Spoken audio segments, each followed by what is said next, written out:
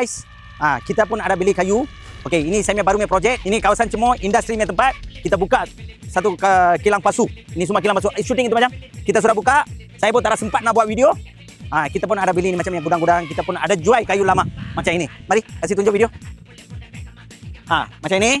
Kalau siapa-siapa ada dapat ni macam projek, mau buka, kita pun boleh beli dan menjual. Ini kayu lama, zinc, aluminium. Atas ini semua saya sudah buka pergi kilang. Zinc kilang saya pun tak ada sempat nak buat video. Okey, kat sini ada pasu banyak. Akan datang kita zoom dekat sana, adik. Akan datang kita nak buat lelong jual. Saya tengah bincang harga ini pasu. Kemungkinan kita pun dapat jual. Banyak murah. Nanti tolong follow sama saya. Pasu ada macam-macam kan? Tengok. Ini tauke pun saya sudah jadi kawan baik. Dia pun sudah panggil saya jual. Ini barang semua. Saya tengah bincang harga. Sebab mau jual murah punya pasal. Okey? Saya mesti jual lelong punya harga. Nanti saya update. Bila itu saya update. Okey? Jom. Lagi saya tunjuk. Saya naik kayu punya barang. Okey? Ini macam yang kita kayu pun ada beli. Dan menjual juga. Ini kayu lama. Siapa-siapa ada berminat boleh call. Ini kayu lama. Tapi separuh ada kayu cengah juga. Kita pun dah isi. Dek, lagi 1 minggu boleh siap ni kerja? Boleh Okey.